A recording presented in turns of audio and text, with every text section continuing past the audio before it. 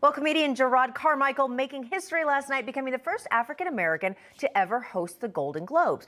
And he was sure going to remind the crowd of Hollywood A-listers about it. Take a listen.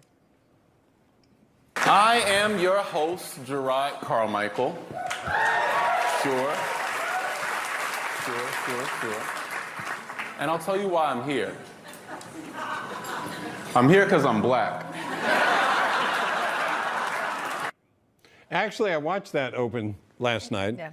I didn't find the UVA-UNC game until later. So I found myself, why am I watching this?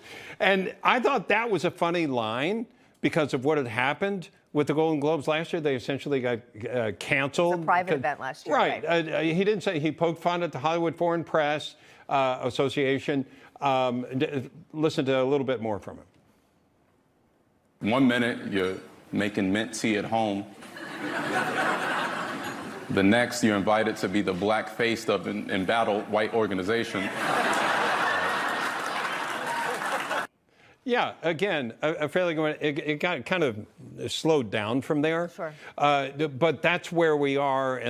So let's bring in our panel, Republican strategist and surrogate for Trump 2020 campaign, Nick Adams, and Ambassador America First Policy Institute, retired gunnery sergeant, U.S. Marine Corps, and Jesse Jane Duff, and host of Stacy on the Right on Sirius XM Radio, Stacy, Washington. Boy, I got through all that. Stacy, I don't know. I will not assume you watched it last night, but this is where we are, that all these award shows now are all about politics. So you know what's not funny? Most politics. But I'll say, when you got those two jokes, so those two snippets you played in the clip, those were funny. I smiled while you were playing those.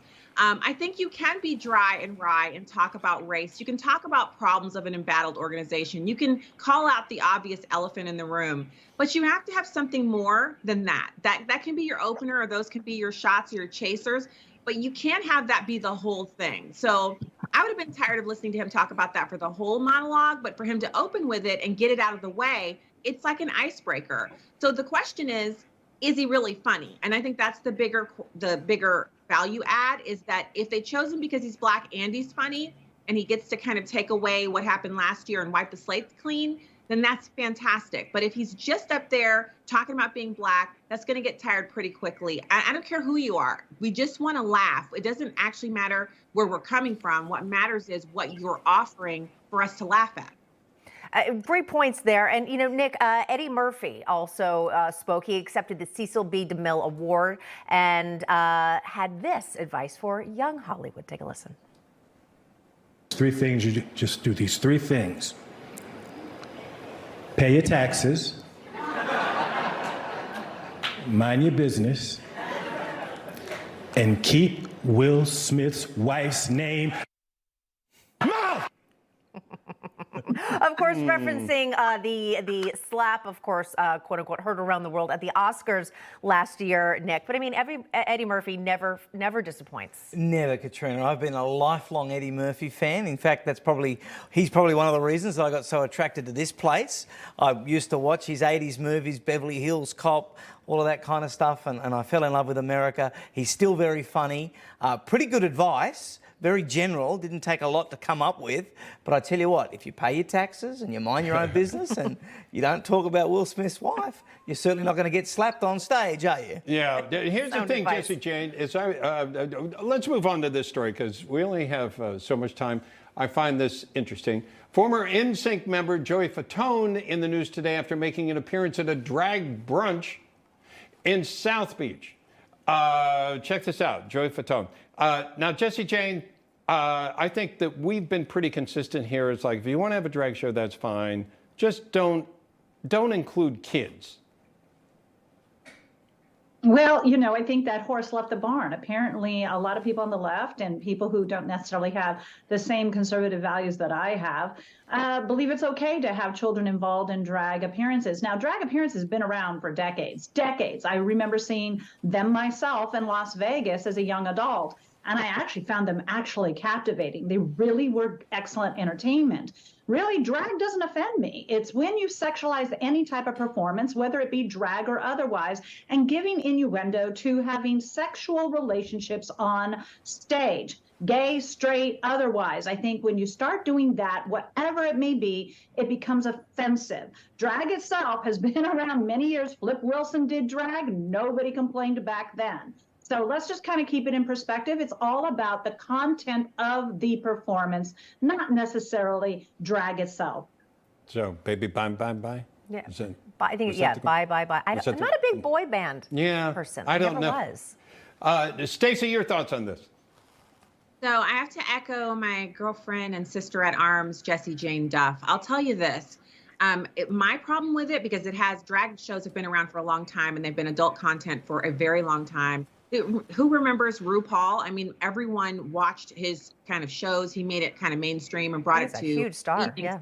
Right. So this isn't about drag. It's not about LGBTQ. It's about sexualized content being aimed at children. And these drag shows have been field trips for third graders. They're story hours at public libraries and public schools. And now they're putting them in venues where Christian artists play in the Bible Belt. They had one here in Chesterfield, and we actually rose up. It was a group of women, about 20 women that I only know. I didn't even participate. They were literally out there calling the Chesterfield police, calling the mayor of Chesterfield. They looked up the regulations and found that any person who simulates sex acts in front of an audience that includes anyone under the age of 18 is committing a felony in the Chesterfield County, in St. Louis County, and got the drag show's age limit raised to 18.